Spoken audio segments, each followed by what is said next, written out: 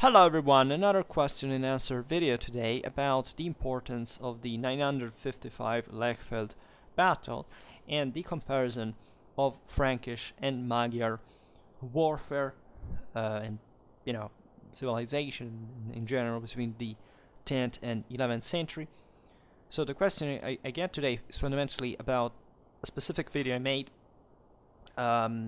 recently about Hungarian warfare applied during essentially the 11th, 13th century, in which I drew some, considerations, some conclusions about whether the broader development of the Hungarian state from, pinpointing the Battle of Lechfeld surely as a very important event, a turning event, let's say, in the broader history of the Magyar people, not only, but probably of Western Europe altogether.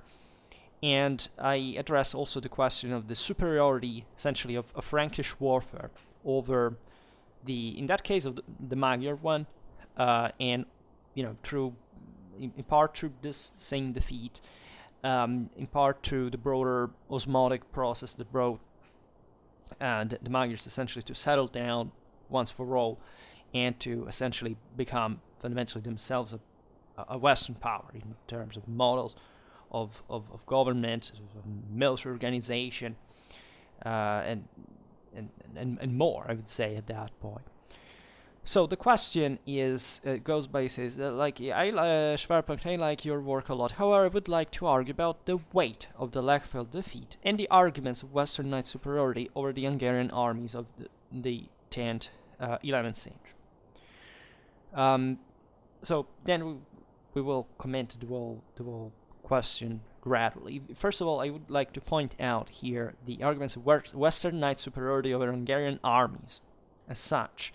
It's obviously, I presume, actually the question acknowledges that. I mean, here we're talking about a broader military system that had surely in the knight the pinnacle of its own development, but that, of course, went in parallel with all a broader, civilizational apparatus, right? It's not just the knight per se, that's the spearhead, that's the elite, that's the, if you want, in fact, what on the field made, tactically speaking, the greater importance, but couldn't, in relative terms, but it couldn't work without the support of not just of infantry, of other missile troops, etc., lighter cavalry, etc., but properly of all what stood behind it. So the peasants working for producing what the knight believed of the church, for properly indoctrinating his mindset in the struggle. It was a broader spiritual experience. The colonist, right? It even spread further west, also properly welcomed by the Hungarian monarchs later on to boost the economy and all these things. And what, generally speaking, we speak of when we think about the broader Frankish civilization, that is this massive macroscopic thing that from Western Europe fundamentally became the dominant model essentially for the whole continent, except from the very eastern portion of Europe kind of remain out of that, even properly the cultural tools to replicate it. But Northern Europe was Frankicized. The Western Slavs and Hungary were Frankicized. Even the Byzantine Empire with Greece was Frankicized after the Fourth Crusade. Even the Muslim powers, in a way, received this important difference. The Mediterranean was Frankicized, the Italian republics, and there was therefore a broad, when we speak of the broader medieval civilization and its greater achievements in terms of politically, militarily, socially, culturally, technologically, at all levels, right, even theologically, etc.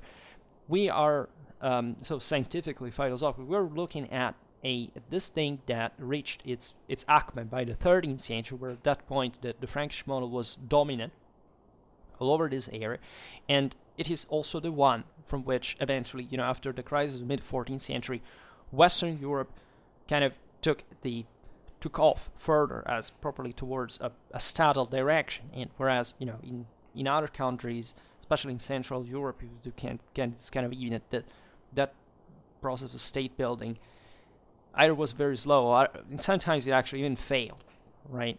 You could argue that the same countries like Poland, Bohemia, Hungary that we often discuss properly, and they lost properly as with the elective monarchy the chance to take a step further, and for other reasons Hungary was taken out by the Ottomans eventually, so comparatively we cannot see what it would have been its future. Bohemia was taken by the Habsburgs. Poland, when it was a big thing, right, and however basically collapsed within itself, was partitioned because of the failure properly of the creation of a central state, right, because the oligarchies had prevented that, right, and that's a broader characteristic of these countries historically speaking that eventually had another history compared to properly the West narrowly made. And so the same goes for the Magyars at this point. They have to be considered for what they were. So essentially a semi-nomadic pagan tribes that had settled, this broader confederacy in the Middle Danube, and were essentially exploiting the weakness of the political and institutional structures of post-Carolingian Europe during the worst period in this phase that they also deeply contributed to render such. That is the period of so-called second invasions, right? So that we study them also broadly speaking with this comparative, perspective of together with the Vikings, together with the Saracens, and albeit all in their own different environment, they did fundamentally the same thing. Right? They were essentially taking advantage of the political fragmentation of the West, right? It was coalescing into something else that would be exactly what we were talking before about, and that in the 10th century, right? So in the moment actually where, as you know, the Magyar offensives were at the hardest. It would actually start this massive growth that we still, as properly historiographically speaking, we struggle to find any other parallelism in historically speaking, especially from certain preconditional situations, right? Especially today we will talk about Eastern Francia essentially, or Eastern Francia if you prefer, and so the area where the Magyars operated more intensely. That the Magyars arrived to raid as far as France, Spain, southern Italy, etc. So, but let's say their privileged sphere of influence was Eastern Francia in a way, because it had some characteristics we will see now that were mostly what also would characterize the German monarchy later on, that would also fail in a sense, in fact properly in a national sense, unlike France or England, etc., because it would remain an elective monarchy as well, albeit wouldn't be essentially taken over on the long run by historical perspective by others, and that yet is paradoxically the protagonist. We made a lot of videos about the Teutonians of the revival of the so-called Renovatio Imperii, with specifically the reunification of Germany with Italy, at least of the previous Carolingian kingdoms. The Western Franks were left out factually from this, aside from the fact that, of course, the empire encompassed the whole Western Christendom, ideally, right? Not even properly namely. We made a video about the Holy Roman Empire a couple of months ago that explains this kind of weird limits, after all, that were very contingentally, even by certain standards, measured right at the time, even at the apex of German power. That is factually the second half of the 12th century, which was really the greatest power in Europe at the time, over the surrounding peoples, right? And the history of countries like Poland, Bohemia, and Hungary is naturally connected with the Holy Roman Empire, right? And especially in this broader Central European position with Germany proper, right?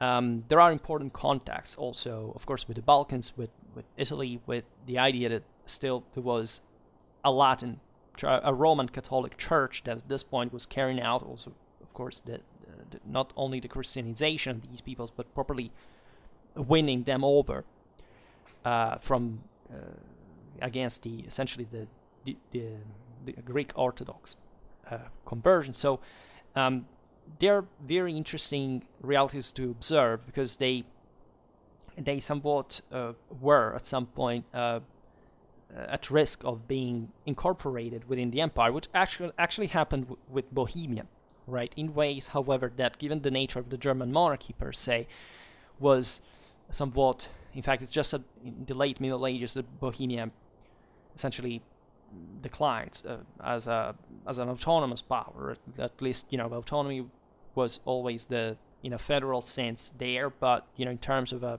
sovereign rule that factually could take the reins of its own people, the local elite, but that's something very that's something that declines evidently over time, and especially after the 14th century.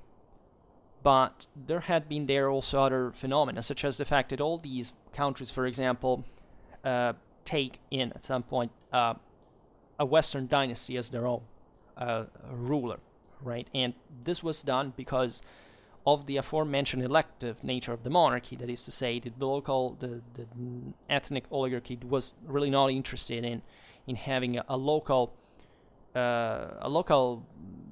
prince, let's say, that was in this sense the first among equals and ruling all others, because it would have been just one of the other clansmen. They were too jealous to accept that, in a sense, and so they preferred at some point to call somebody else, right? And this is a process that, speaking especially of the areas that are more interesting, if you want, between the German and the Magyar struggle back in the day, is what would happen to what today is a German country, effectively, as such, even if I will be hated for that, but Austria effectively, was not just part of the Kingdom of Germany, but became, in a sense, more exactly in these years, like it was still a frontier, like Eastern Bavaria was in fact under Magyar control. There would be a further push towards the east. That is the broader deal of the so-called Ostsiedlung. Completely randomly, yesterday I re-uploaded a video on that, made long time ago. Nothing special, but we have to come back on it. But the same Habsburgs, like the Habsburgs, are yet another. Even though in a German country like Austria, where essentially some Alsatian Swiss dynasty that came to the east, in a sense, and Austria was, just by its name, Österreich, right? So the country, the easternmost country, of the German lands. In that sense, Reich meant properly as a sort of something provided with its own character of sovereignty, right? And created in this frontier. It would remain always like that. Aside from the Battle of Lechfeld and the end of the Magyar raids in the whole West at that point, and that's already quite meaningful indicator of the importance of the battle, if anything, for that, but not only. That corner of Europe, so basically what would be in today's borders between, in fact, Austria, Hungary, Slovakia, right, even further north with the Czech Republic, is what was. It's a beautiful place. I know it with some degree of expertise, just because I traveled there, but also because I studied some campaigns that took place in it. Because it was always a corner where there was factually no real, that as a frontier area, was never quite a sound center, right? Literally, some of the most important ones were naturally on the Danube, such as Vienna, Bratislava, the St. Budapest, etc. But it was a somewhat frontier area, historically, between the Germans, the Slavs, and by these nomadic peoples of the steppes that, with different ethnicities, Turkic, Ugro-Finnic, in this case especially the Magyars, had fundamentally established themselves in what is the westernmost part of the Eurasian steppes, from which they could, in a sense, maintain that for a while, at least, their kind of pastoral lifestyle, and organizing. Therefore, it could be functional to this broader, essentially terroristic policy of striking here and there in the rest of sedentary Europe and exacting tributes, plundering, looting, and so on, until somebody kind of put them at their place, right? This is something that had happened historically already. Look at the Huns, look at the Avars, right?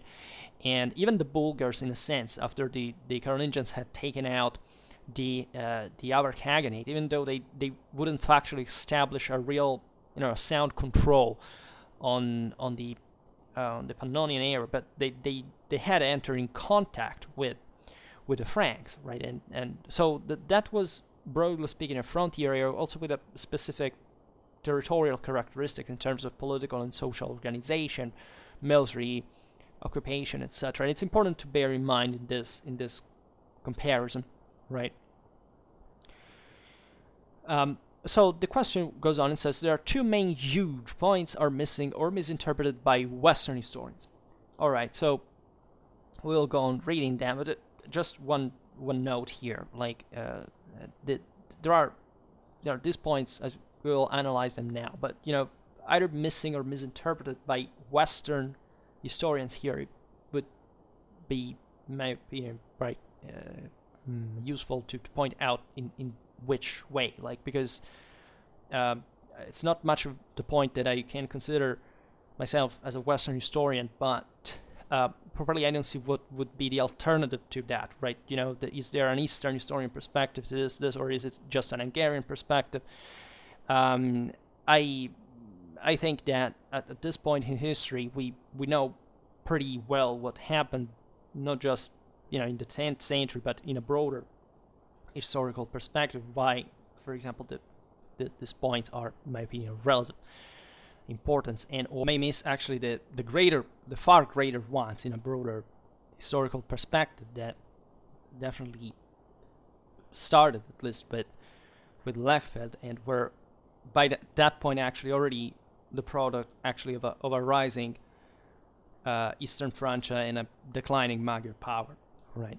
If anything, because we'll see now the Magyars were not undefeatable, but also they had already been defeated, and there was something properly in their political and social formula that couldn't quite last in that way, and surely invading the rest of Europe, frankly, wasn't really much of a great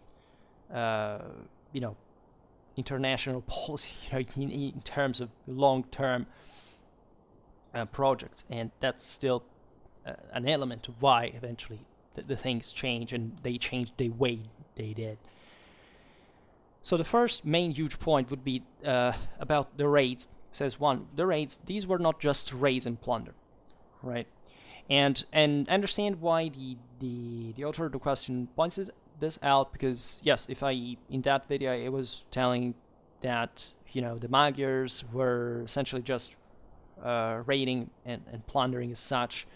I don't go far from the truth, but of course there is a broader policy and strategy that we're carrying out that way. It's just that, concretely speaking, this pertains to what they were contingentally doing. It's like saying, the Normans, the Saracens had, of course, a policy and a strategy, yes, but they factually just looted and raided, right? And that was functional to their policy and strategy. So, as a Clausewitzian, well, yes, they weren't raids for the sake of, like, if anything, if you choose one place to raid or not, there is one reason why you, for example, you choose that, you can afford to do it, and why, right? And if you, in that sense, if for any curiosity, I've made some videos at this point, not much about the Vikings, actually, and not even about the Magyars at this point, but about the Saracens. That's quite eloquent, and I think that the broader interpretation fits perfectly the Magyars as well. In fact, as the authors, as we'll see now, also recognize, because of course there was a political support laying outside the same Magyar, dominion that was actively encouraging within the same Western Europe Magyar activity, right? So the question goes by saying the Battle of Pressburg in 907 was the biggest military action of the German Empire during that century. So he's saying essentially it wasn't just raid and plunder. It was a big battle that occurred, in fact, at the beginning of the 10th century. Today is called the Battle of Pressburg / Bratislava because we think that it was carried out there. And if for those who don't know, it was an important battle fought by essentially the Bavarian all country levy, basically against the Magyars that, having occupied eastern Bavaria, fundamentally were trying to be dislodged from there. To carry out this, operations were aimed at seizing the main strongholds and eventually from there eroding further. The broader strategy that fundamentally was shared by the Eastern Franks and the Magyars, as by everybody at that point. And this was a massive Bavarian defeat, right? And I'm not honestly sure that this was the biggest military action of the German Empire during that century, right? There wasn't even a German Empire, frankly, at that point. It was a Bavarian, a Bavarian-only operation that resulted in the annihilation of the army by the Magyars, right? And that the sources generally picture as this massive thing. Like if you count from both sides, some exaggeration because, of course, we know that. But there's no need to say. But would you say hundreds of thousands or even tens of thousands? If nothing factually could be put together at that point of more than some thousand cavalry, maybe some tens of thousands of infantry. Realistically, especially from a country like Bavaria. It doesn't matter the fact that they had mobilized the world resources available. It's just that by 10th century historiography, we don't have enough data to say, okay, this is factually true. We just know it was a big thing, right? And the Battle of Pressburg was very important as a Magyar victory because it surely set an important, it showed, right, especially the Magyar military capacity against most of these Eastern Germany, let's say, because, of course, Germany was Eastern French altogether, but the Magyar sphere of operation when the hardest, especially in the eastern areas, like Bavaria, Thuringia, Saxony, etc., and set a trend that was to be broken fundamentally with Lechfeld, and was this, in fact, 40 years or 50 years of, again, terroristic harassment with the purpose of exacting tributes and, in the meanwhile, plundering and looting, and in order to enforce such blackmail and repeating it and times to profit the most from it. And naturally, there were territorial aims at the same time, the same occupation of German lands in the easternmost area of Bavaria is the proof of this, that the Magyars had settled with a broader kind of imperialistic mindset, that they had brought that this is typical people, so the steppe, they had brought down the surrounding populations, namely around the steppe areas, the mountainous ones that were essentially Slavic. They had already received an important level of Frankization in some aspects of their military culture, and that, however, especially if you look at Bohemia, etc., they were at this point, from one side, fearful of the Magyars because it was always this idea of where they are going to hit next, right? And these were quite mobile armies that proceeded with a systematic strategy that was aimed at maximizing this profit of both the whatever the specific aim was at some point. Some occasions in this specific theater also occupying naturally certain strongholds, but for there it was kind of a central army surrounded by other units that went around, mostly scouting, but also raiding parties that would bring in to inform of the enemy movements and bring in resources that, in case if things went too bad, they would retreat, and however inflicting massive infrastructural damage to the local realities. Reason for which also there were probably some psychological warfare in this too. For example, the Magyars took out the enemy leaders. For the German nobility, they would massacre properly to show, if you side against us, if you enact any kind of policy or strategy that damages us, we will come after you and we will kill you, right? We take it very personal. And so this favored, in a dramatically fragmented Germany, such great political and strategic permeability, right? Probably the eastern area of Germany was threatened from collapse by the Magyar raids, right? And that's how important they were. The Battle of Pressburg is, I doubt we have the scientific means to determine whether it was literally the largest military operation there. Also because it was just the Bavarian army involved, and later operations were, especially with the rise of the Ottonians, exactly responding to this Magyar threat that one side destabilized Germany, but also brought out those moral and material resources that were able to stop this at the same time. And not only, right, it was not just a there were different this German lands involved in the armies that eventually got rid of the Magyar threat, but also this is the moment in which the Ottonians managed to campaign in Italy to secure again the imperial title. So it's a broader moment of expansion. There are lots of expeditions also led against the Western Slavs, and there is an enormously complicated game there that I made actually a video on when talking about the rise of the Permislet Duchy as such, that shows how dramatically unstable and intersected these realities were, right? So the question goes on. It says that trying to vassalize Hungary utterly failed there. Well, Bavaria alone trying essentially to vassalize the whole Hungary is unrealistic by that time. What we're trying to do were essentially to bring certain strongholds under their control. It was a major campaign.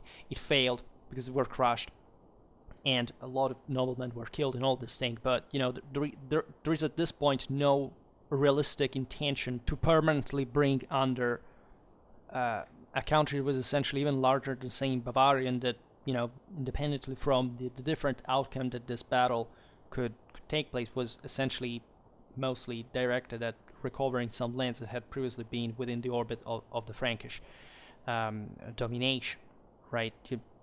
Here it's not a matter of saying you can't measure a failure to vassalize, where vassalic relations in this regard were already a big deal if they ever worked within the same Germany.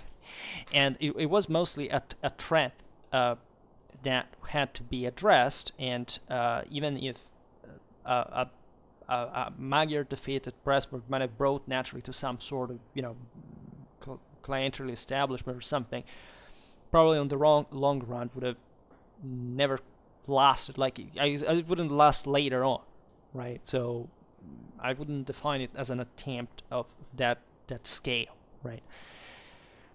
Then the raids were aimed at key regions. The question goes on, and not only to extract tributes, but to do proper reconnaissance and measures, and measure the military power of Western states. Well, as a Clausewitzian, I would say yes. I mean, any kind of political and military operation has an intelligence objective among the others. Like, you can't literally go in there and not gather information. And it's obvious that since the Magyars were specializing at this point in systematically raiding, because that was at the end of the day the deal of all these areas, they were doing it with the intention of saying, okay, let's measure here and there which are the areas that seem to be the weakest, the most burnable, the ones where we can't go back doing that thing. Like tributes was the main reason, was the main deal, right? And if you don't go there and enforce it with some terroristic measure, that there can't really be anything like, oh, sorry guys, we're just passing by, checking out, we can't eventually pressure you further. Well, of course they would carry out plunder and loot for which they, the thing is widely documented in a sense. While it is true, as far as I know, that in Hungarian archaeology there is no evidence of specific Western artifacts per se, but we have an important amount of sources and also archaeological evidence properly of the assaults directed, just like the Vikings and the Saracens did, for example, the great abbeys. Think about Fulda, think about this very rich centers of Post-Carolingian Europe that naturally were targeted on purpose, exactly, in part because they were relatively defenseless, and secondly because they were naturally rich in treasures, and etc.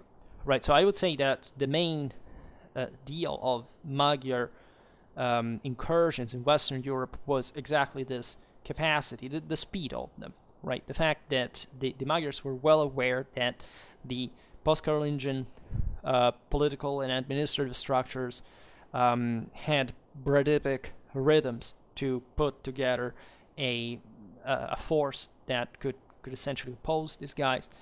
And as it happened in many other contexts, right? This is just, certain German princes, as we'll say by the question itself, not only sided with the Magyars, but many Western Frankish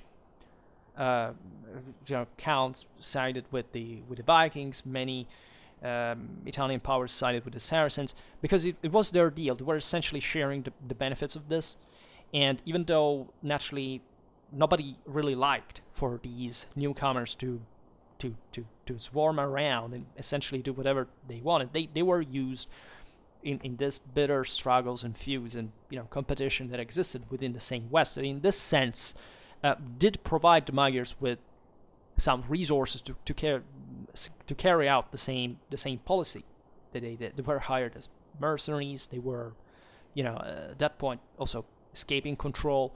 But how do you pay them? Well, I don't know. Just go right there because that's convenient for us here at the moment. And there were instances, of course, of effective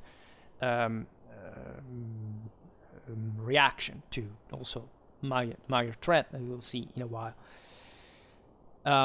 So the question goes on and says, the idea of full cavalry armies dragging loot defeats the purpose of being light, movement, and speed. Well, as I was saying before, we know they were not just plundering, but effectively looting, right? There are some instances in which, in fact, they were ambushed because they were loaded in loot and defeated, right, in that, for that matter. So here, again, I don't, it's not even a matter of being just a cavalry army. There would be, I should make a video on the mobility, strategic mobility of cavalry, because the Magyars weren't only cavalry, indeed, and they were, as I was explaining also in that video on Hungarian warfare, more military refined than we usually try to portray at least certain steppe peoples, because I don't know, the Huns weren't the Avars, or the Avars weren't the Magyars, and there was a broader development in the same steppes. The Magyars had, we see it at the same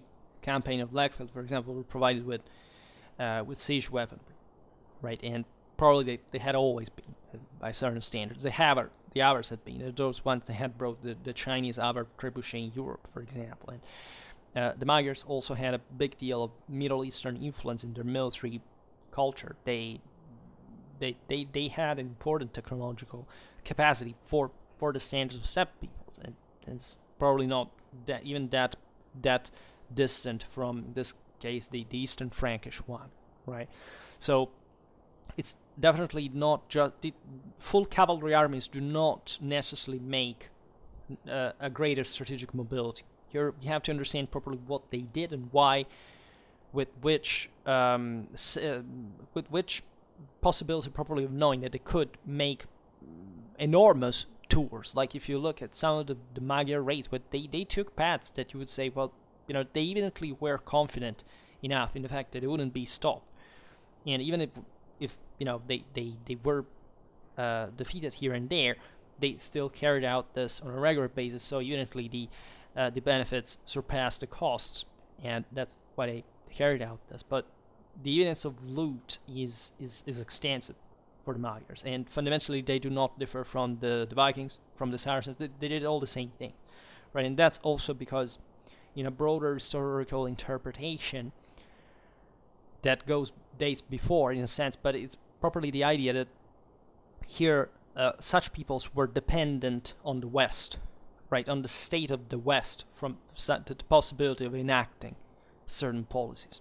Meaning that it's like the Roman Empire. It's not that it really ended because there were, aside from the fact it didn't end really, but that the West kind of was crushed, I don't know, by this avalanche of invaders, right? This is the same case exactly for the Carolingian Empire, right? At the end of the day, Roman culture prevailed in the Roman and Germanic kingdoms.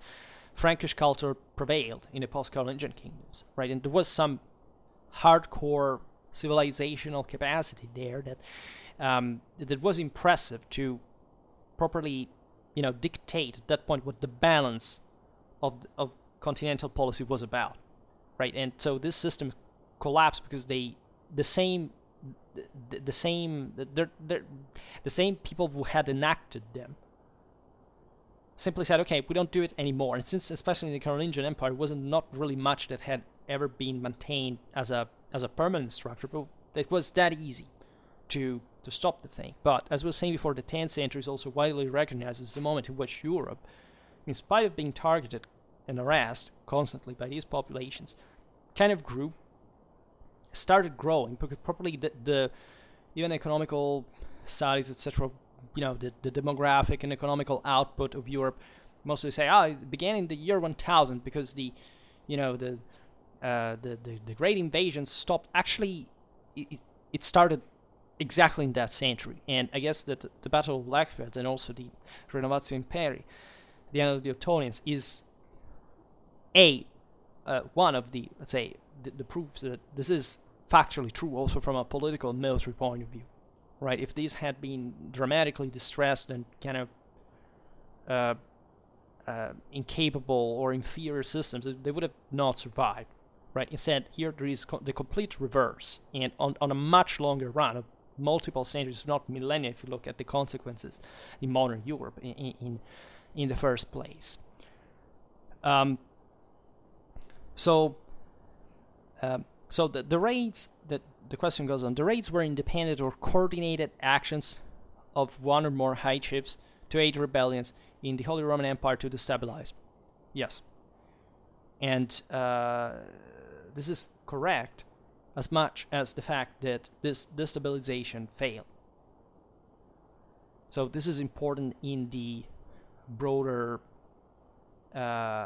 perspective, because this thing went on for a good 2 or 3 generations, as you understand.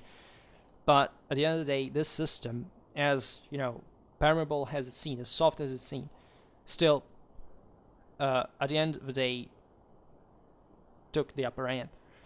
And the even in here, the question is how much the locals had in fact wanted this, right? Rebellions here are meant properly in a situation where monarchic power wasn't properly even there, right? For a long time, at least, especially in the first part of, until the rise properly of Henry the Fowler and also Riyadh, etc., and also all a trend that would bring in the same Germany to the development of a greater, monarchic, say a greater coordination of these various countries that effectively Germany at the time really were. It was hardly like a kind of a national identity of Germany. It was being fabricated essentially in some culturally elitistic centers, such as mostly the monasteries that came up with this classical idea of the Teutonics, right? And the fact that the Eastern Frank as such had become something else. But we are talking about a country here that up to 1 century before was not even properly all controlled by the Carolingians and by this broader Gallo-Roman Germanic empire that had its center not in Germany but in France fundamentally, and that had broke down with enormous efforts, especially the Saxons, but also colonized central and southern Germany, and made a century long, even their process of colonization, of expansion, of consolidation, that there were also the Romans had tried it by that point in history couldn't really develop much further, as Germany had grown in the meanwhile, talking about 1 millennium at this point. So they're very gradual processes. So we're talking about a land, the Eastern Francia, that properly as such didn't have much of a cohesion. They still, we call them, of course, this countries like ethnic duchies, because they somewhat by name echoed the ethnonym of the peoples that had inhabited them before. But actually here we're talking about a Frankish German, let's say Frankicized German elite that was at this point taking over essentially most of the freemen's prerogatives and transforming the country into something, in fact, more vassalitic in nature, but with a very gradual capacity. So the rebellion here is resistance against a very mild capacity to impose any kind of central control, right? The same Ottonians in the heyday fundamentally controlled Saxony and Franconia, right? So they secured the most militarized and the most rich area of Germany, and in this, gradually coalesced a greater sense of, monarchy, of nationality, if we're talking about the Eastern Franks per se, and eventually carry out their campaigns in Italy and among the Western Slavs, and to also put an end to the Magyar threat. So this is it's obvious that the actors that facilitated in here the Magyar passage and activity into this process were more than interested in letting them work at some levels, until of course they didn't turn against them. In fact, another major player here that we haven't discussed are the Slavs, and especially the ones north of, let's say, east of Germany properly, throughout all the latitudinal extent, that properly facilitated Magyar raids dramatically, right? Made them literally pass through their lands to enact certain things, and this is all a pretty ambiguous and fundamentally also incalculable on the base of some sources level of, say, alliance slash the dependency, and however in lands that were chronically uncontrollable, right? And that show how fundamentally that there is a cultural divide already between Eastern French and this Eastern lands, whether they were Western Slavic or the Magyar ruled ones. That is properly to see that the Frankish political and social formula of fundamentally a factually territorialized power with fixed centers, with a fully sedentarized control, with the development of certain professional military clienteles, and also an ecclesiastical administration. So properly, eventually would have expanded further as the dominant model in Europe was being opposed by those peoples who didn't have much of this, because they preferred to remain, let's say, of course, free in a way, but also devoid of such more advanced structures. So much that, in fact, throughout all this process, look at the Slavs, they were also imitating, of course, the Frankish model, because they understood as monarchs that was the winning one, and that was the one that they needed also, as they were getting a lot, and this would happen in the following centuries, most of all from the Western world, broad demand for building autonomously the same model in their own land, right? And here is the eternal struggle. We're saying also before that, of course, these countries emerged like monarchies eventually, with the great bitterness of the ethnic oligarchies that they thought they could continue essentially with this uncontrolled activity on their own, just to paradoxically also centralized further from their own lands, right? But still hoping to take over in turn the same thing. So it's a very blurred, it's a circle here, right? Where you realize that if the Magyars looted a place like Germany and others, it's because, of course, these places were already kind of more developed, right? You don't go raiding the steppe when you have Western Europe, even Germany, that is not this dramatically developed country, but at least it has something. So that is quite important in a broader perspective. There were other countries, it was France, it was Italy, they raided there too. But of course, also for geographical reasons, Germany was just closer and, in this sense, more easy to reach, but also the closer threat to them. So they would naturally insist more on that, in that, as the author of the question was saying, properly with a broader political vision and strategy, right? And naturally also, however, with this autonomous action, as the Magyars didn't quite have a real, they didn't have much of a central control themselves on the land, right? Where all these clans could take sometimes, simply their own decision and decide, okay, we go someplace as an adventure to loot them, because they told us there is gold, there is wealth, there are people to properly deport, right? A big deal of this was also based on slave trade, of course. And they would find somebody there. We would give them, okay, I pay you for going away as long as you attack that place. And it happened. And so this was propagating further, right? And naturally, the more distant, the more adventuristic these actions were. The closer in distance, of course, especially against Germany, the more development, properly also in the military organization and properly in the strategical and logistical feasibility of these raids was possible, right? The other second huge point that Western historians misinterpret, according to the author of the questions, is the Battle of Lechfeld was a minor battle in comparison with 955 campaign raid that was major success, ending with a trapped/betrayed army unable to maneuver. Plus, numerically smaller than the participants during the campaign/raid, aiming to help rebels for the mentioned purpose and, of course, finances. It was made so important because it was really a first somewhat miracle.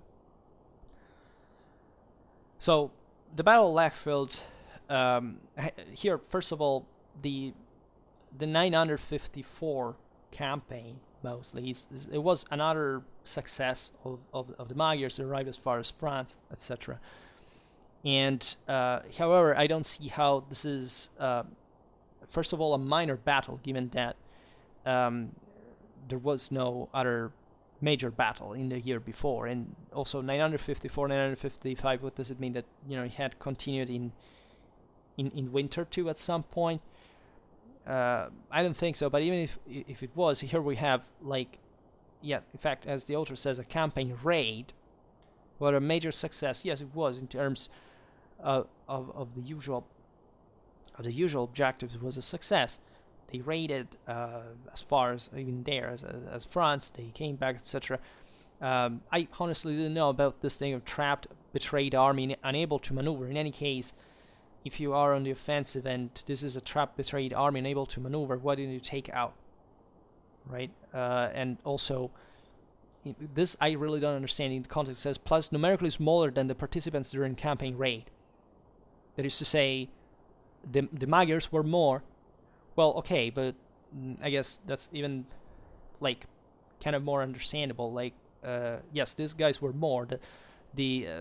I doubt that we can reconstruct accurately the actual strategical balance. I can tell you by experience that it's even difficult to do by the 13th century. You can imagine to do on the base of 10th century sources that are very, somewhat generic in what their terminology for the number of troops or whatever. But again, yes, this was supported by rebels, finance. Okay, but how does this make the Battle of Lechfeld a minor battle compared to a non-existent battle, and to the fact that it was one of the major battles of not just of the century, but bringing the number of forces we know that were involved both by the Germans and the Magyars in the Battle of Lechfeld is universally recognized as a big one, right? So, and if anything, also because of the consequences that are, epochal in nature. What's the point? I don't really get it, right? Seriously, here I don't see a term of comparison. So by the 10th century, yes, the Battle of Lechfeld was a major battle, not a minor battle.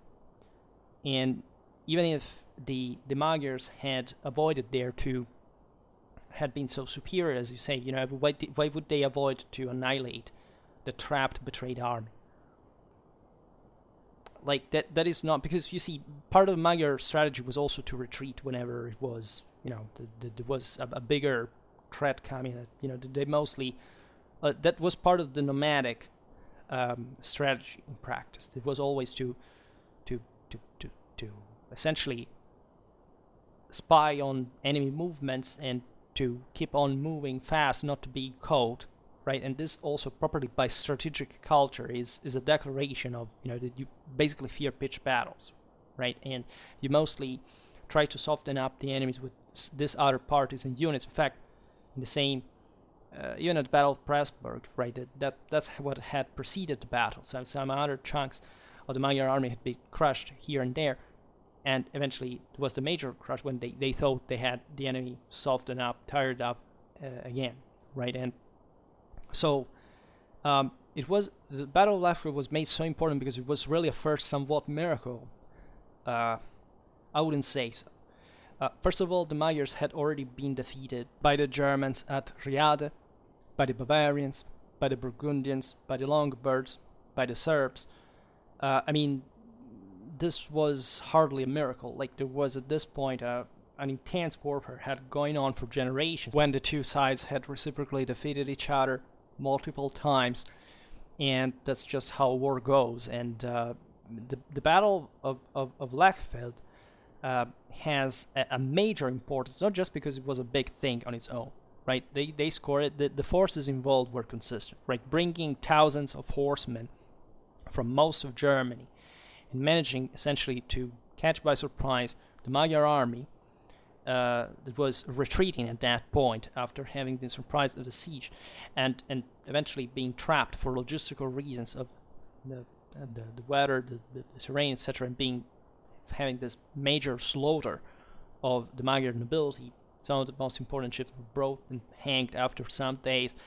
It was a catastrophe, right? So it was just by strategically speaking, it was a big deal.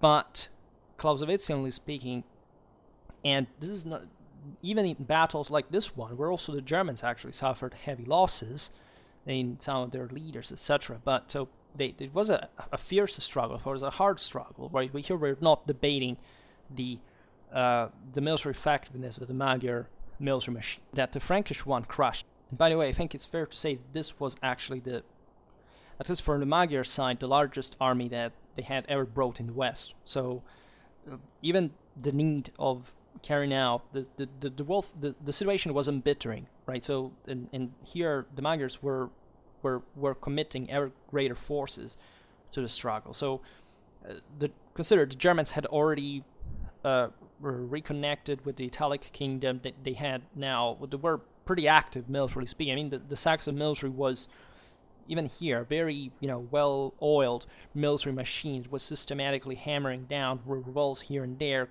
managing to properly secure an important controls on certain areas of Germany, and it scored this victory. But Clausewitzianly speaking, a victory is measured, importantly enough, politically. And the reason why the Battle of Lechfeld as a major battle was so important is that after it immediately ceased any other offensive of the Magyars in Western Europe for good. That is to say, what they had been going on for essentially 9 years, but less for Germany, but altogether in such a systematic, intense way, from that battle onwards, was stopped immediately, right? So they not that they tried for some 15 years to harass the Byzantines, but basically they gave up. The last raid fundamentally was in 970. Here we don't count the border skirmishes that territorial powers have, like between Hungary and Bavaria. Here we're talking about a major turning point in a secular dynamic that had seen, like with the Vikings or the Saracens, the Magyars harassing systematically Western Europe, invading it in depth, pillaging, etc., creating turmoil, etc., and like just the others had done. And from this battle onwards, that ceases all along, right? And there is no other comparative major battle here to say, okay, well, the previous campaign they had, I honestly didn't understand that, right? From the phrase especially, I do think you would mean the other way around, which is also probably not true from a strictly numerical point of view anyway. That is properly that maybe the Magyars were less than the Germans in that case, and they would trap them, betray them. I don't know. There are many situations strategically where you can achieve that result, but if you don't take out the enemy army, what was that for, right? So the following year, the Magyars are unappellably defeated en masse, and there's a butchery of their own nobility after the battle, and it brings to essentially the end of any other attack on Germany, on Italy, further west, right? And this Hungarian history goes towards essentially a final settling, stabilization, creation of a monarchy on Western Mall. That's a big turning point. The only resizing historiographically of the Battle of Lechfeld is actually the one that points out that the Germans had already defeated the Magyars before, that they had already the drive of the Magyar invasion had taken kind of a descending turn, right? Because they were probably the campaign of Lechfeld already showed that. In fact, it was an ever greater fort, and they finally met with this resistance that crushed even the largest fort. Was a disaster for whichever contingental reasons also in warfare happen, also by luck, right? And in some ways, but still, if this had reflected some kind of further Magyar, capacity to carry on the struggle in spite of that, because they were abysmally just like the year before, as you say, doing so much more, well, they would have done it. Instead, they stopped that altogether, and that speaks of a major moral consequences all over, all over Europe, right? The fact it was probably the thing. Indeed, Ottonian historiography was very clever in exploiting this victory for political purposes, right? It's properly when the idea of the imperium was revived, the fact that this was a major military achievement, so that reflected the God-given right to rule in the imperium, so that eventually later on, after 70 years, the imperial title would be renewed. I personally disagree with the idea that the Ottonians refounded an empire. It was always the older one, right? Idea, but this is a completely cultural thing, right? It doesn't even matter that much. But in the meanwhile, the Ottonians went on again, hammering the Western Slavs back and forth. They had issues in Italy. They went, it was the coalescence of what eventually we'll see as the Kingdom of Germany. Something was evolving in a more compact political and institutional way, right? And also the idea of a miracle is, miracles. There are other battles in history where you see some of the strongest militaries out there that are defeated by a more primitive army, right? And you say, oh, wow, this is a miracle. But then eventually, if this can happen fundamentally because you can't easily have, for whichever strategic circumstance, a defeat of an army of a people somewhere. And by itself, it's not a big deal. But I don't know, I think the term miracle, for example, is used at the Battle of Courtrai. By some chroniclers literally say that those Flemish that quotes saying, that everybody had considered butter rabbits up to that point, had managed to slaughter the flower French cavalry on the field. Well, they saw it as a miracle, because such things do exist. The Flemish were dramatically driven, and they scored this victory with actually an inferior military culture. Let's be honest with that. They weren't as developed as the French, and French cavalry went on as a, in spite of even of the many other, the far worse defeats in some sense, in other circumstances, on for centuries as the best cavalry in Europe. So even if you say it's a miracle there is a continuation there of some quality that was never kind of broken. In the case of the Magyars, there was an important transition after the Battle of Lechfeld that took surely its own time. It didn't happen overnight, but is effectively the transformation of Hungary in a Western country, which is, I would say, as in terms of the broader consequences of Battle of Lechfeld, fundamentally in a civilizational interpretation, the single most important thing that happened there. I mean, the fact that the Magyars passed from a pagan, tribal, semi-nomadic people into a Christian feudal monarchy based on the Western model. So if they had been bringing some kind of alternative, let's say, civilization that could have essentially been an option to be as another model like the Frankish one, they would have, that surely wasn't particularly successful on the long run, and independently from Lechfeld, that should have not influenced on it. Instead, like most semi-nomadic peoples, and also as we can see easily for the Vikings, that at the end of the day were not just defeated in Britain, in other places they senatorize, etc., and eventually, I don't know, the Scandinavians became Frankish in culture, or the Saracens, and eventually got the lower end, and the Italians swept to the Mediterranean from their Frankish background. In a broader sense, the Frankish identity is literally properly the model. We're talking about the vassalic beneficiary system and all the advancements that eventually were spread, as I was saying in the beginning of the video, everywhere, Hungary included. Right, the other week I was doing that video on Central European and Balkan heraldry, and you see that by the end of the Middle Ages, Hungarian heraldry and as much as many other things are fundamentally identical to the German ones.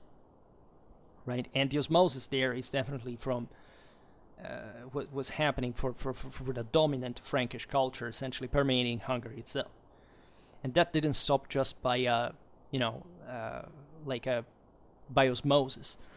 What you have under the Arpads is factually the invitation of Western knights properly sedentarize in Hungary to contain the native or the ethnic oligarchy that would prevent, in a sense, politically, the further centralization of the country. And you have, in a couple of centuries, fundamentally the Magyar monarchs passing from what they were before to essentially, in panoply, an exact copy of a German or an Italian knight. And this doesn't mean that, of course, Hungary hadn't an important military culture or tradition.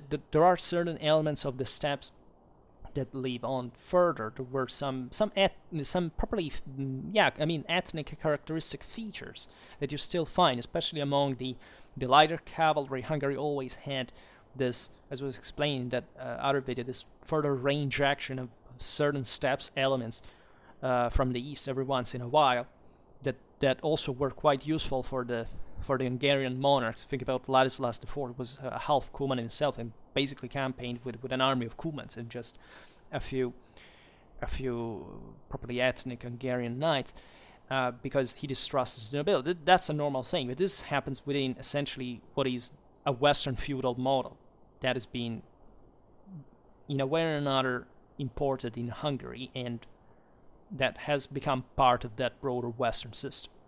It's been Christianized, it's Roman Catholic, it's feudal in nature, And also there is to consider this, that we'll see it now, that because the question says strong, aggressive Holy Roman Empire is not a good neighbor for a newcomer warlike culture, of course. Well, I mean, yeah, I mean, newcomers should have known better when they invaded it and harassed it for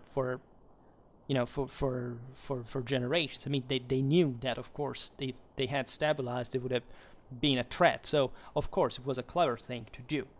However, at the same time, here we're measuring, in fact, the capacity of the same Holy Roman Empire not to collapse, because if the Hungarians had managed to properly make Eastern Francia collapse, it would have swarmed into it.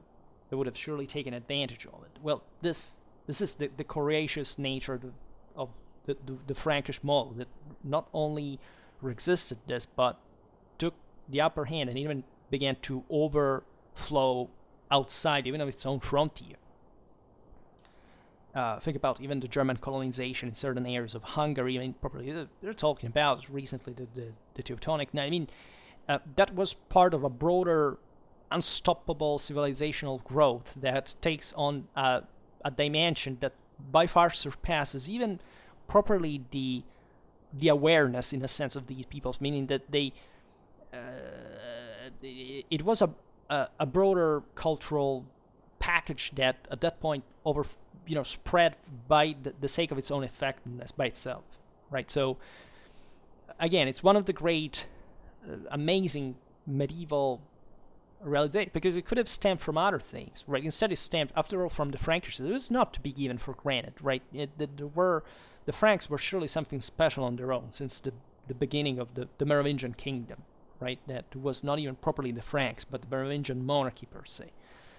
And it was a very peculiar synthesis of Gallo-Roman Germanic elements that made it true in a way that was much more impacting than even Byzantine culture, even than Islamic culture, that at some point entered in somewhat decline towards especially the 11th century, and then where Western Europe basically boomed, right? And as I was saying before, the second invasions are the product of that temporary instability connected to the collapse of the same Carolingian Empire, was exploited by these peoples. But when this thing solidifies again, these peoples not only don't have a chance against it, but fundamentally they get sucked into the same orbit and culturally, converted to that same system. So the question goes and says, the idea that the German knights were superior at the time is not true in my humble opinion, since no German invasion or victory happened during almost another century until Stephen defeated them. Well, the superiority of Western knights is not a matter of which country invades which. It's a tactical superiority that is measurable in many circumstances wherever the broader impact of these forces faced. Lechfeld can be a good example, but even the same Crusades, right? The fact that the West kind of eventually failed to secure the Near Eastern possession is not indicative of the fact that Western cavalry managed to score essentially, when it was in the conditions of carrying that out.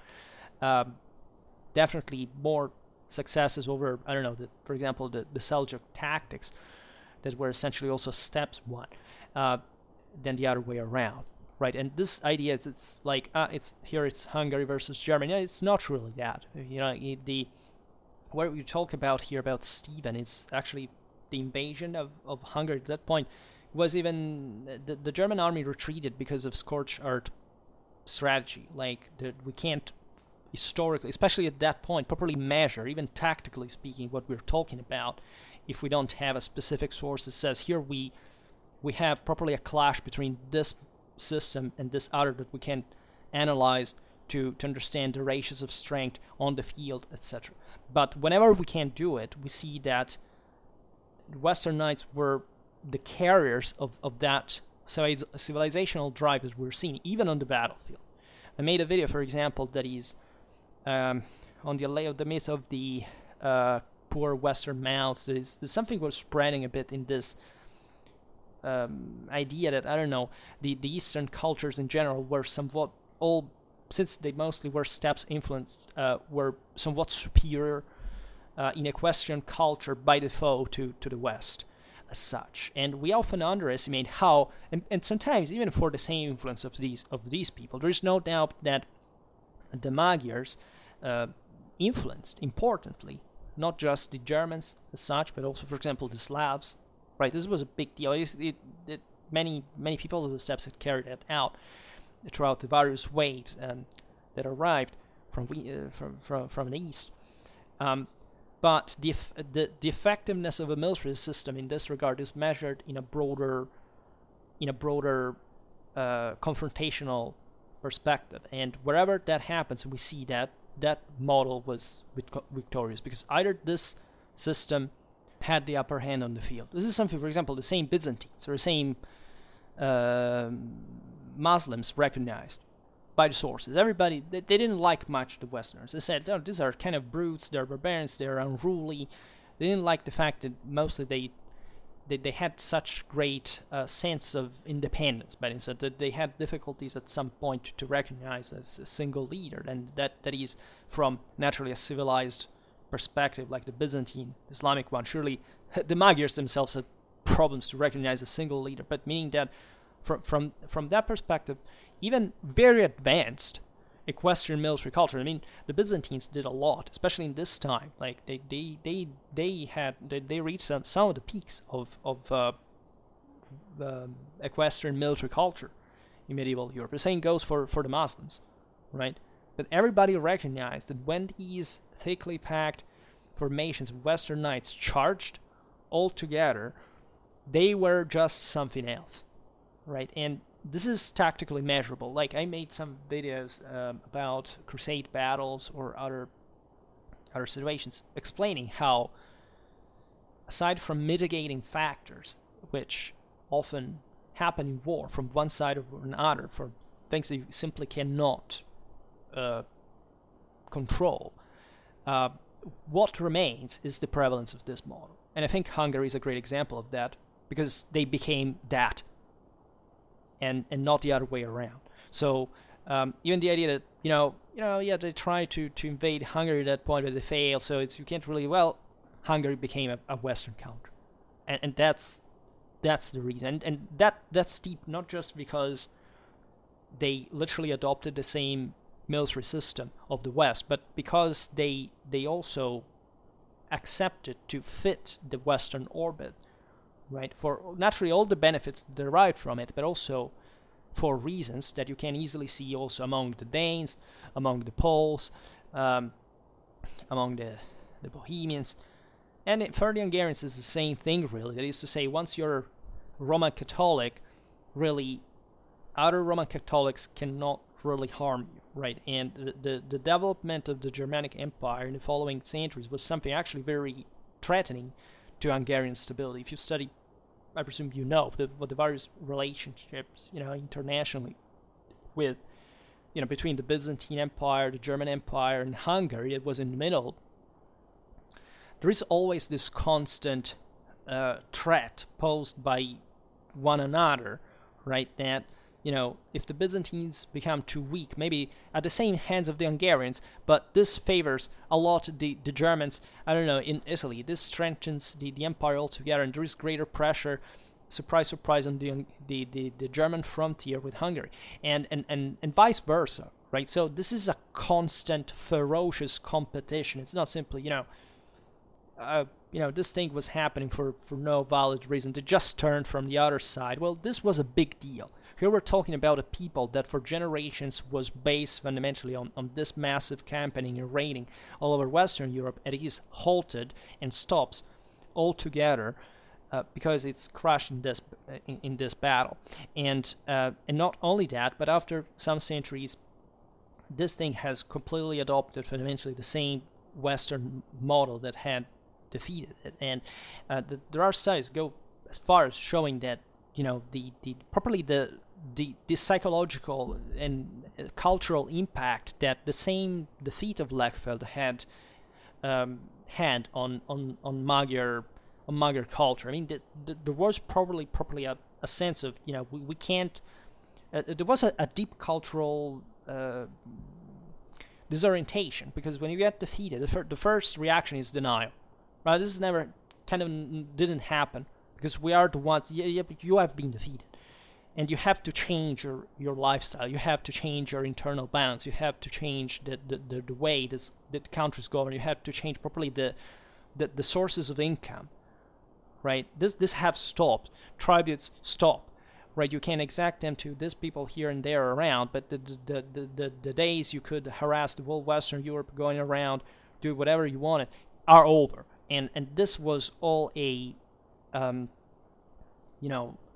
broader moral shift. That is what happens politically, militarily. You have literally to reconsider what you're doing, and the choice was, as cleverly, of course, the Western one was saying, this thing has to stop. We have to change. And naturally, the Magyars had already changed since the first settlement, and the broader process of sedentarization and territorialization is natural in a way. But the models through which you organize are also very important, right? So that Hungary, even just by its own environment, etc., remain in some islands,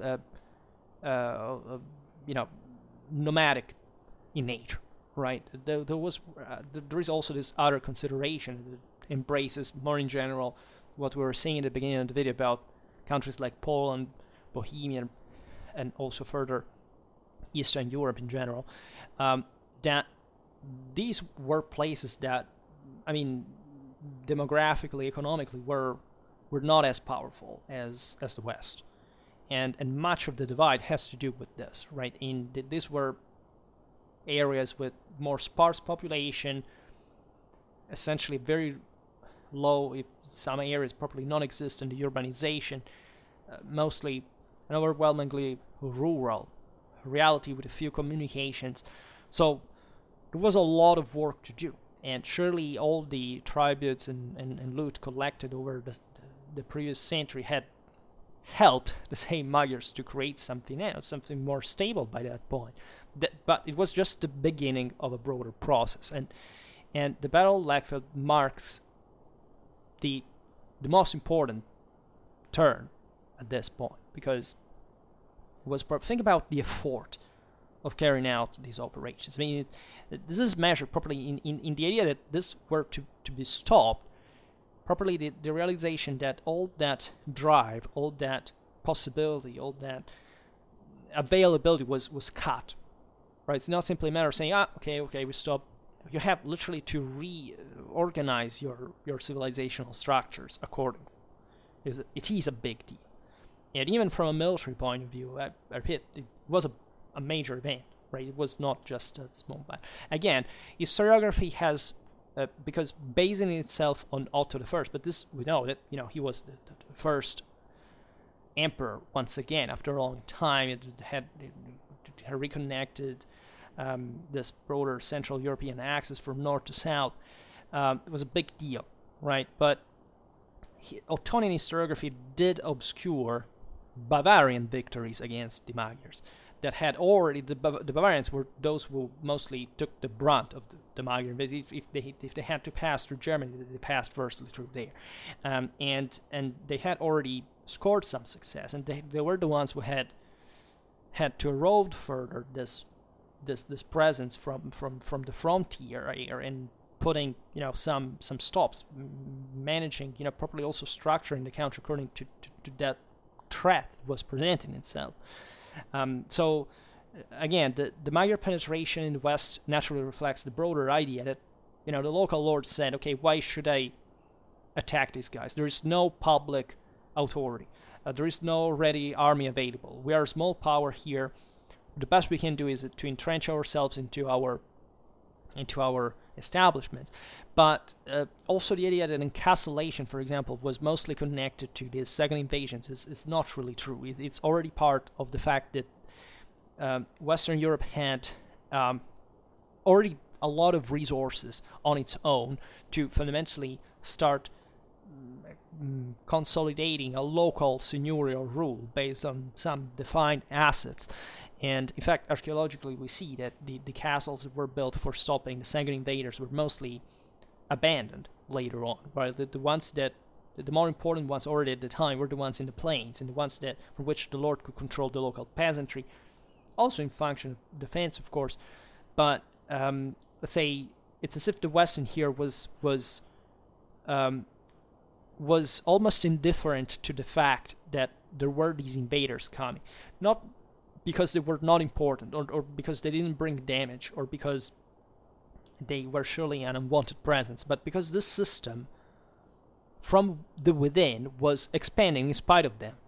Or maybe even, the rise of the Teutonians has been consistently triggered by the same Magyar invasions. And that proves the extraordinary amount of moral material resources that system was able to put together. In a world like Germany, where basically there was no such thing, nor there had ever been anything like a state. But they managed to put together resources because they have a common drive, such as the one that reunited Italy, that managed to contain the Slavs on the western frontier and expand further, consolidating further within the same Germany. So something that was already happening by those, fundamental elements that the post-Carolingian world, with all its differences within it, but fundamentally shared. And the fact that it was Germany, it's even more remarkable in a sense, because it was surely the least developed of the post-Carolingian countries, and yet maybe also because it was more warlike, because after all these eastern turmoils, the next people that had come to harass them from the east had never been over, right? Think about these Eastern Frankish leaders were marching against the Magyars. They surely remembered that, I don't know, the great Carolingian campaign against the Avars had started from Bavarian Italy.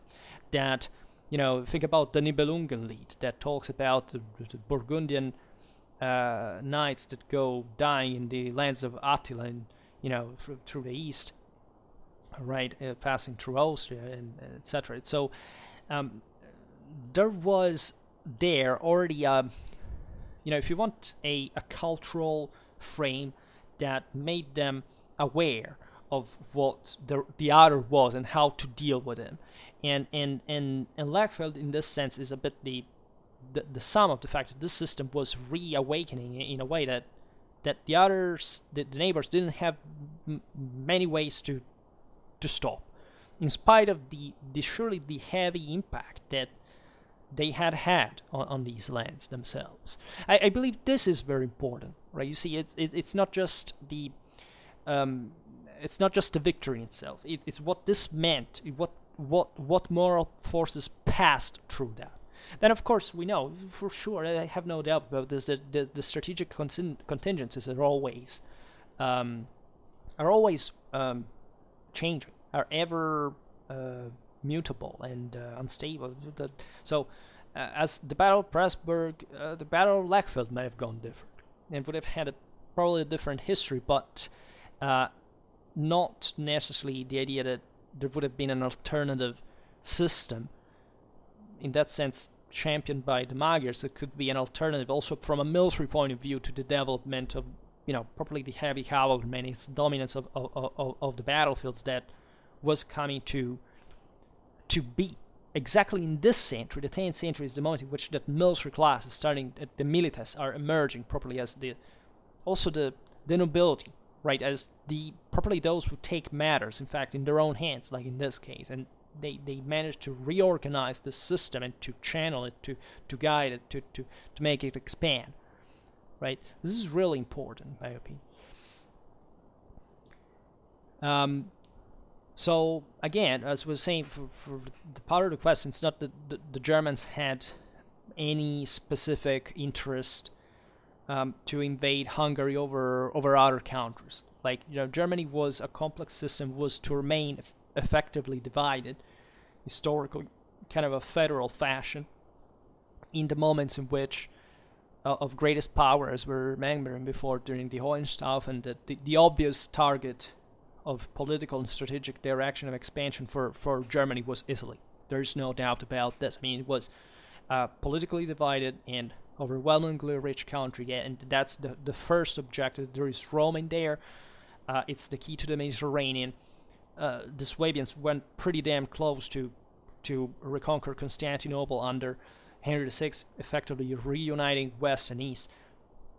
This is something in itself that just, the Hungarians couldn't even dream of properly managing as such, right?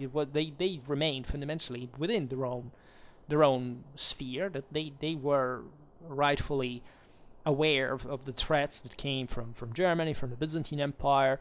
They, at some point, their major route of offensive was opening themselves a path through the Mediterranean, because, as a purely continental power, fundamentally, they wouldn't have much of a better goal. Like in the East, there is just, further steps, or the Russian principalities, but they're not very profitable lands. Aside from the branch of the Silk Road that passes through the lower Danube, the Carpathian mines, those are important assets. You want to control them, but they are also rough areas that you never quite completely control either. There is always guerrilla, there's mountaineers that are hostile.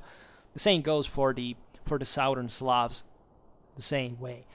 And then there is this, through Croatia, you can open to the Mediterranean, where the Venetians mostly are the ones that have their own specific naval culture that, it's a big deal. They're full of money, that they can put ship blockades, and you can hopefully take something from land, but those are going to retake it from the sea. So it was always a back and forth through that, and a great effort of the Hungarian kings also later on throughout their history to achieve that.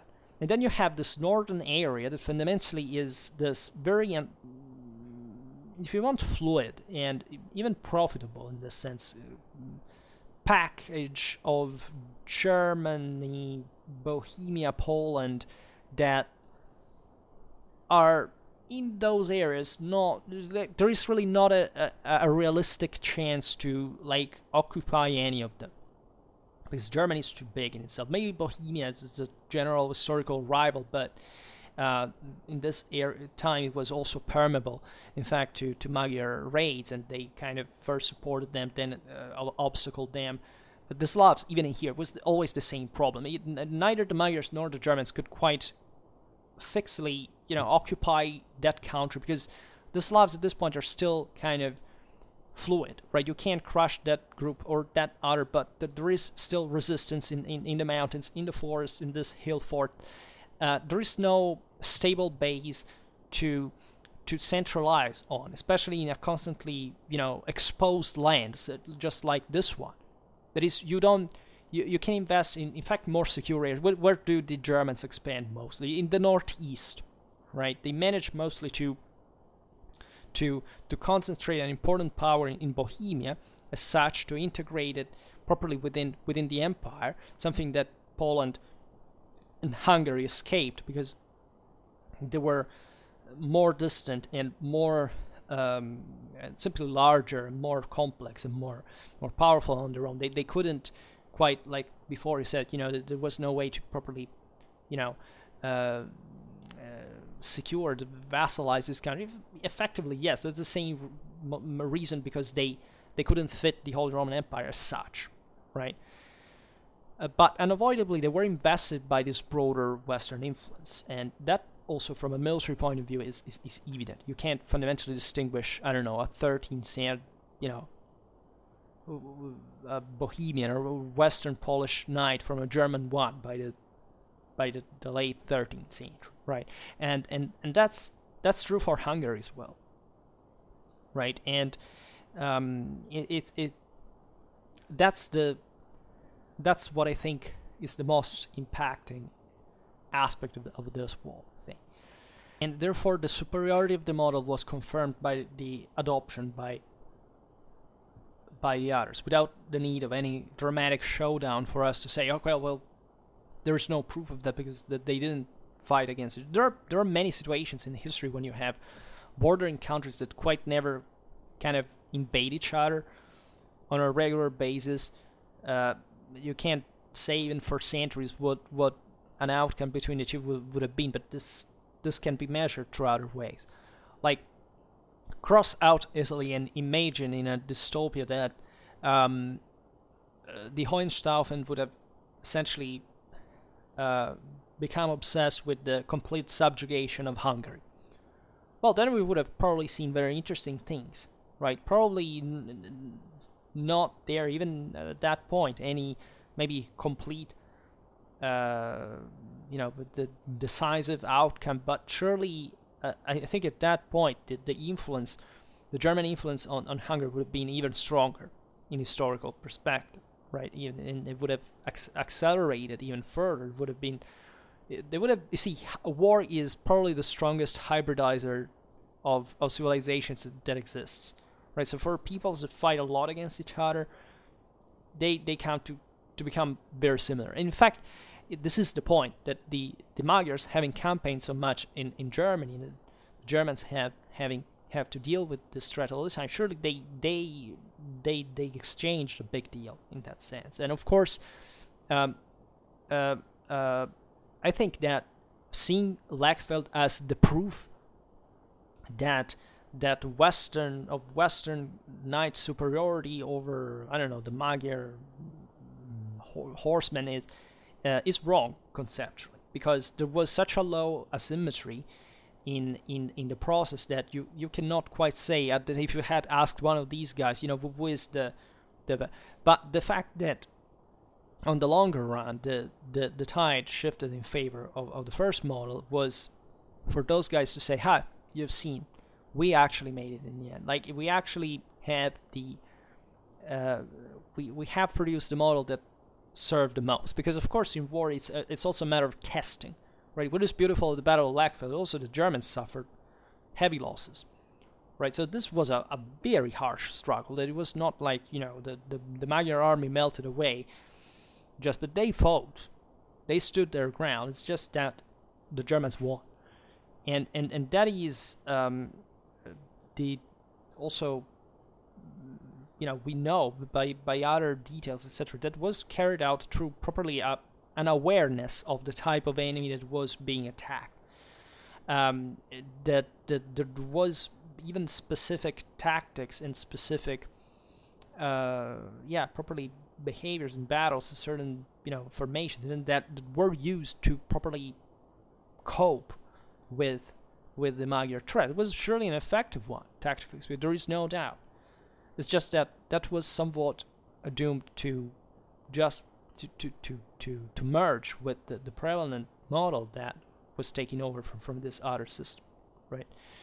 And however, more important than that, it is a matter of moral forces.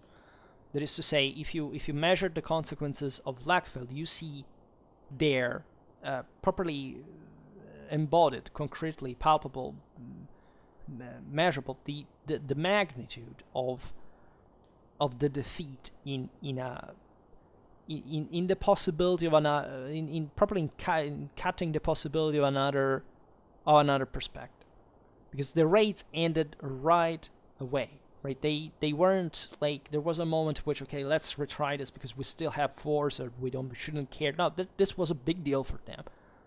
It was a really big deal for them. And what was showed there was naturally that the Eastern Frankish kings wouldn't put up anymore with that kind of aggression, and that there wasn't properly a profitable headway that could be made in Germany anymore, right? And this also in the inside was, of course, it wasn't. You see, we said how fragmented, even in Ottonian times, Germany was. I created a playlist to explain this.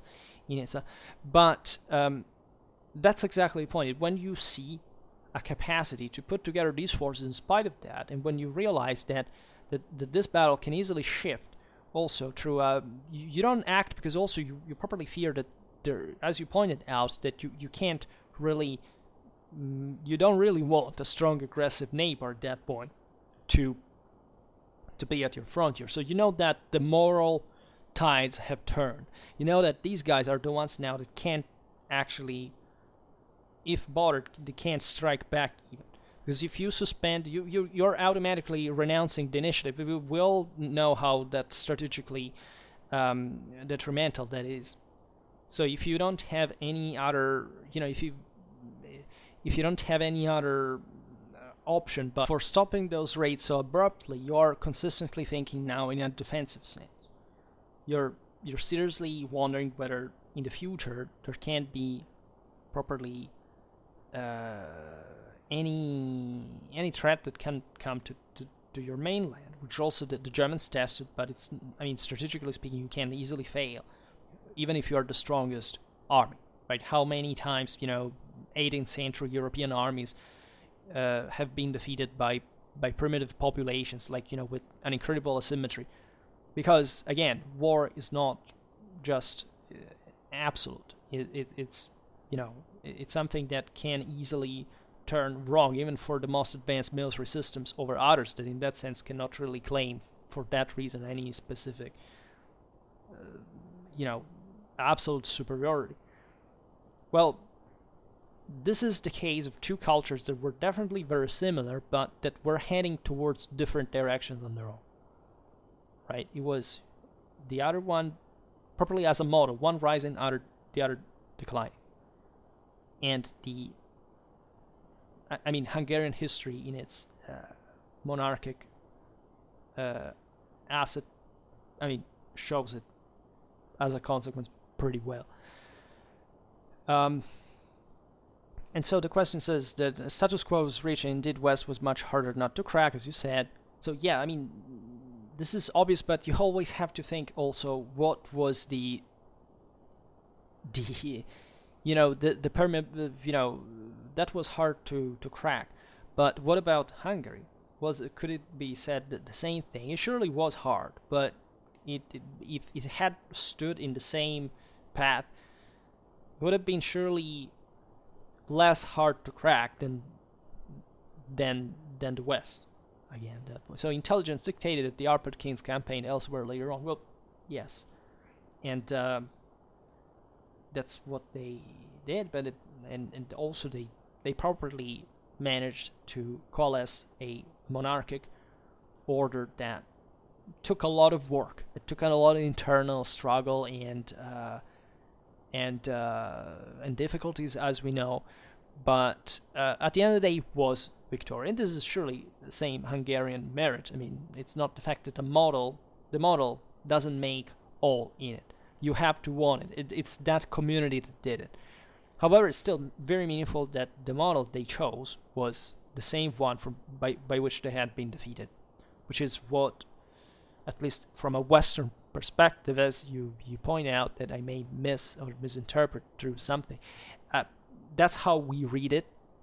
And yeah, there is maybe you can maybe see this is teleological. This is at the time they would have not in fact thought it like this. It was all much more, we don't know what's going to happen tomorrow, right, all the time. But since we came later and we saw how things went, let's say that what happened wasn't really random, because it didn't happen just in Germany, it happened also in France, it happened also in Italy. And that same model won its own harassers as to that point. Thinking about the Normans right now, what happened to England, what happened to Sicily, and what happened also, as we were saying before, to other lands that were never conquered by the West, but became Western. Hungary was, if you want, much better placed than others, meaning that it was closer to the West. It had, it was more difficult for the Eastern and the Northern you got. There is no doubt. But this happened to Scandinavia at the end of the day. And so that's the idea. That's also even to friendly countries. Think about, the Reconquista. Think about the Iberian Peninsula. They also got Frankish in nature, right? And aside from the Spanish March, etc., no Frankish power had ever conquered the Iberian Peninsula. but they became Westerner in that regard. And so many other peoples that lived at the outskirts of the Carolingian War, and basically all of them, let's be honest. And then there are those peoples that you properly cannot make work because they lack the means to do it. Such as, for example, I don't know, pick Ireland, and how much time it took for the English to make it even, to change it compared to the tribal background. The Magyars, I would say, were much better placed because they were, by themselves, an impressive military force, which didn't stem just from a bunch of murderers. If I gave any impression to say that the Magyars were just about that, of course it isn't about that. It wasn't about that. But I care about stressing that still everybody looted and raided at the time. Like, it was a standard practice. Like, it was universal. So what the Magyars factually did, especially in that sense, the more far away places they reached in that sense, and the least obvious it was the strategic objective. Like, what kind of point was it to reach Muslim Spain? Well, because some local Christian ruler in Europe had told them to go there because there was money. But whatever the balance was in the Iberian Peninsula, well, the Magyars' home on the Danube really didn't give too much, like just in terms of maybe broader international relations. You were the ones who went there. We used the Magyars to, score some victories against some peoples. That had an impact. It was surely calculated in a way, but it's obvious that those who participated in these things were mostly in for the money. Also because, frankly, many of those Magyars that were defeated and captured in these raids became bodyguards, or this of that emperor. It happened in the Byzantine Empire. It happened because they were naturally entrepreneurially minded. It's like the Vikings, right? Can you say that was a scientific, strategic purpose that, in the broader Scandinavian reality? The Magyars may have been just as a confederacy of people, kind of more ideally hierarchized in the sense of steppes, conquers, etc. But their oligarchs essentially did whatever the hell they wanted, or at least even if they couldn't literally do that at its fullest, surely they were quite quick to exploit any opportunity, even far away, foreign lands. Let's go. What do we go raiding this summer, right? And they would, right? So obviously there was a terroristic purpose. There was a political. It was aimed at. It's easier, as surely you agree, to exact tributes than just even taking the actual loot violently. We say, put enough pressure, but you still have to destroy a bunch of things. So at that point, you're still looting if you can. So there's not really a rule. It's just how the practice of warfare was at the time. And it's just that the Magyars did it extensively at levels that were legitimately also saying, what are these guys doing? Like, you see, what is remarkable in here is that, of course, the Holy Roman Empire had now literally closed any road toward the west, because they ruled both north and south of the Alps, but consistently it's really the local communities that were stronger, right? And that the same Magyars understood they couldn't quite push into it much anymore. The Germans were the ones who weighed on their decision the most because they were the closest. So if those said no, and especially at that point when they had an important control on Italy as well, that it was implicit that they couldn't cross now the Holy Roman Imperial land to go further west. But this is true also of the Franks in the west. It is true in the same Italy. What did happen to the Saracens? What did happen to the Vikings? When post-Carolingian communities essentially strengthened up, they began to repel them, and those guys would stop. And they actually even suffered sometimes properly attacks on their own homeland. And so there is a broader reflection here that has to do with properly, in fact, is a Clausewitzian concept, but how without the decisive support of the local communities, you can't do quite much. So the Magyar threat was consistent enough to produce this instability, to surely brought some important structural damage to certain systems, etc. But at the same time, the systems were the same ones that would facilitate this work, because they literally threw these invaders at one another. At a certain point, they stop, they coalesce, say, no, this is too much now. Now do we have too many interests in common, because economy is spreading, is developing. Also demographically, we have more interest to expand, to secure, to pacify. This thing has to end, and it ended, right? And it's not even a matter of you see, even in this sense, the moral force is not necessarily how you really fight, like, right? The hordes, let's say the nomadic tactics of the steppes were the same ones that eventually the Mongols would use to crush the same Hungarians as Westerners at Moy at that point, or at Lenitsa with the Germans and the Poles. So, but why? Because they were steppes fighters? Well, not really. It's because they were at that point a civilization, and basically, arguably the greatest military machine in the history of mankind after the Romans, and they had their dramatic. They were a professional force. They were provided with some dramatic obsidianal capacity, being civilized by the Chinese Empire, all these things. So they were part of a greater system that was more impacting and could afford to crush this tiny ones they found in the westernmost of Eurasia. But even in there, they realized that they couldn't quite push too much further, because they would have had to stop at every single castle.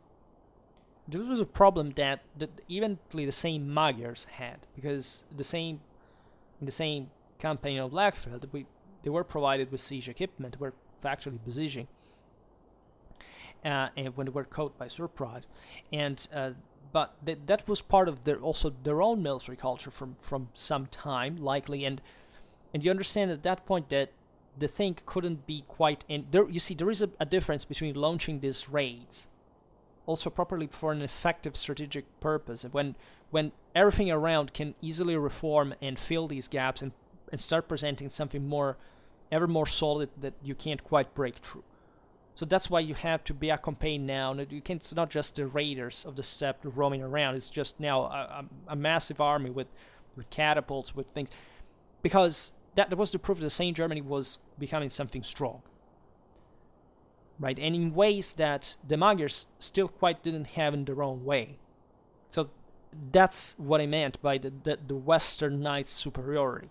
It's not the knight in itself that surely could provide this dramatic, impacting force on the battlefield that objectively we have no evidence that basically any other force could match with the same tactic, right? And the Magyars were surely very able to exploit even its weaknesses and their own way, but were quite balanced systems, right? They would just make feigned retreats, feigned flights. They would harass and we would wear them out on the distance. So that was all typical of another military culture that by itself also doesn't quite reveal, believe me, from a strategical point of view, that dramatic superiority. Because every time, you see, we have studied this in von Clausewitz, that you can defeat always a greater power. We have learned that war is always there is nobody that has to win or to lose by the foe. Even when the odds seem dramatically unbalanced, what we see is that there's always a way. But the way is how much moral force that you put in the struggle. And just for this fact, the fact that the Magyars gave up completely after Lechfeld is the proof that, okay, against that enemy, there was no way to push further, right? It was and this is all the more meaningful after the intense activity that had preceded the battle. So even if the fact you say, up to the year before they were making such big raids, it's exactly even reinforcing the point, right?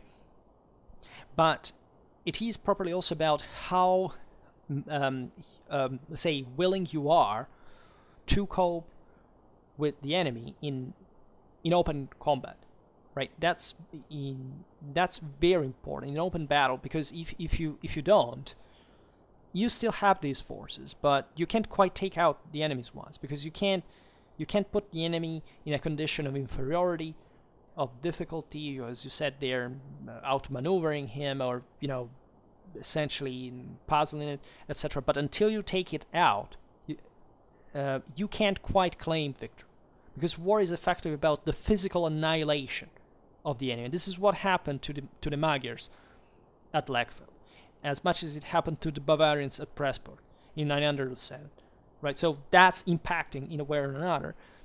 And secondly, when you base your default tactics on this idea of you just don't come out, it's just harassment through the horse archers, etc. And by default you tend, not that you wouldn't come up to fight in open field, that would happen, right? And you may be trapped yourself, for that matter, or forced to fight. It's not a default strategy and tactic you can always enact, right? Every army is conceived to have a consistency to fight in open battle. But the degree by which this happens, the frequency by which this happens, also measures how aware this culture can be about its own strength and weaknesses, right? So this important steps warfare that we've seen it in the Battle of Manzikert, we've seen it in part even in these operations, right? The Magyars were much more Western and Asian and Middle Eastern in warfare by military culture. I'm not talking, this has nothing to do with their ethnicity, this has to do properly from whom they had learned to make war, right? Then the all horse archer and just tiny ultra elite of the Central Steppes, right? The Magyars were something else. In the sense, were closer to the Germans in a way, but still there was that divide. Still they were part of the steppes thing, right? That culture, we've seen it in these various battles, fundamentally has difficulties to cope with the heavier armies of more sedentarized populations. We see it in every context where there is this confrontation. We see it because they can harass this army, but they can't quite deliver that dramatic blow, right? You can't shower with arrows these armies all the time. We would not take out them like that. You can't take out them like that by unnerving them, by tiring them, by essentially, in fact, withdrawing, because that's what the tactic was. You know how the Magyars operated. In fact, as I was saying before, there was this bulk of the army, and then these various subunits around that were controlling the situation and raiding in the meanwhile, because the deal was, we don't want to directly come at hands in melee with these forces, because they already knew that Western heavy cavalry was a thing already at that point, even if it took a while before there was the full maximization of that tactical effectiveness by the mid 12th century.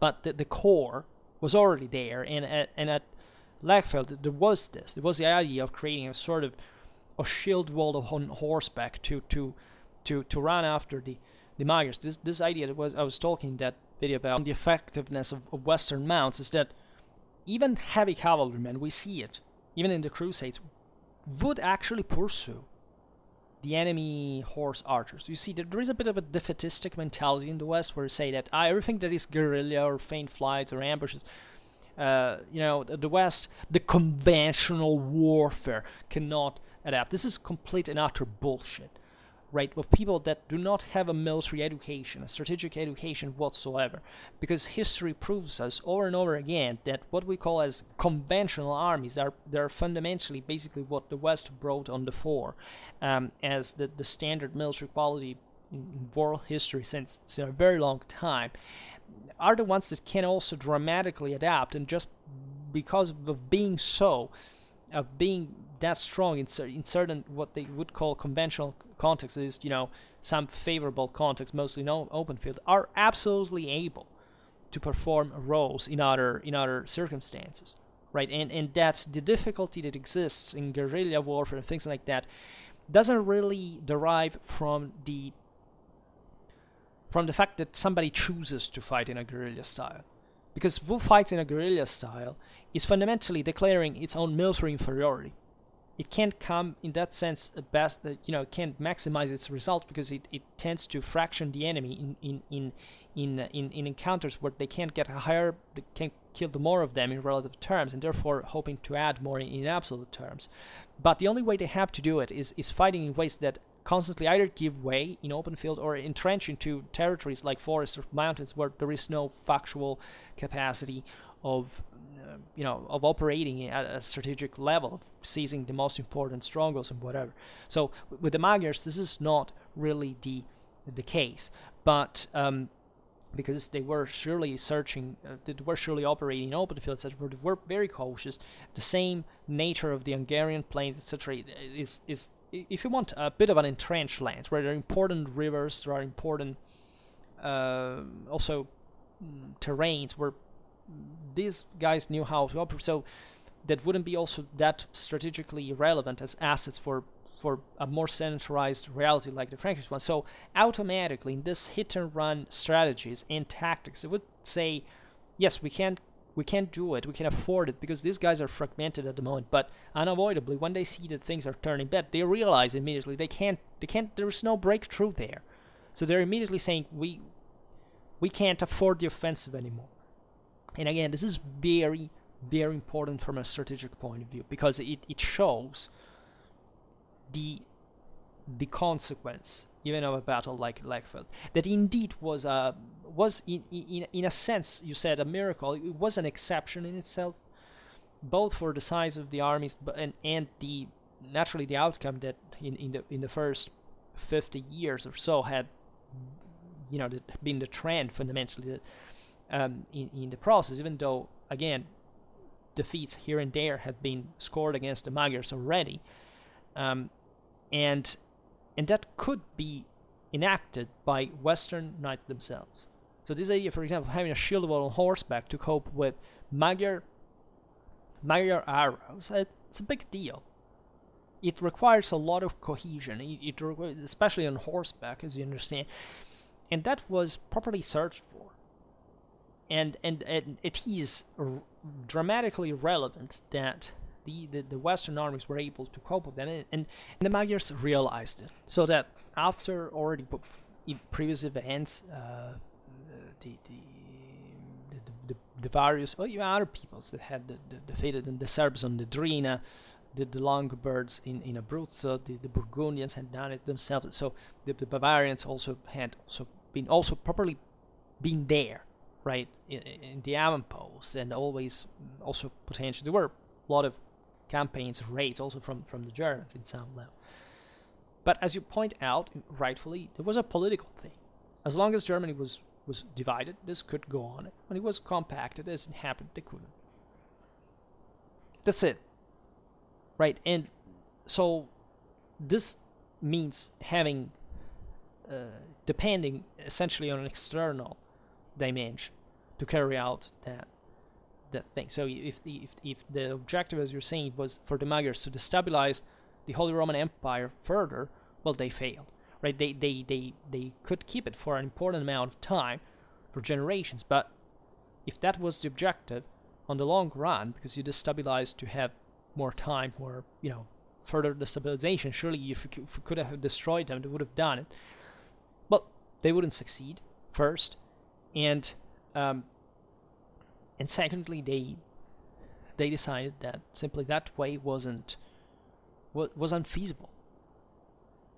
Properly couldn't be resumed anymore because it wouldn't start up again, right? So you say the status quo was reached, and yes, indeed, but a lot of things had happened in the previous generations to actually go not even caring less about what the status quo was, right? And so it is a big deal in perspective. So yeah, I guess this was an interesting video, telling the truth, because it allowed me to tell certain things about even strategic culture and moral forces that is importantly transposed in a real strategic context, political one. And so I hope that it was. I hope that it wasn't like, I don't know how many hours it is now, but of course once I say something, you know, metabolize this, right? I know that one may say, well, but I still disagree or anything. Okay, I get it, but reflect on what I said, because it's really important. It's not just anecdotal or say it's structural. Like basically, the entire Schwerpunkt is based on this dialectic, and it's important to vehiculate the right ideas. So I for now I stop it here. Just hope that you enjoyed this video. If you did, please share it, otherwise leave a like or subscribe to my channel if you're interested in my upcoming content. And for now, I thank you heartily for listening to me. I wish you a nice time and see you next time.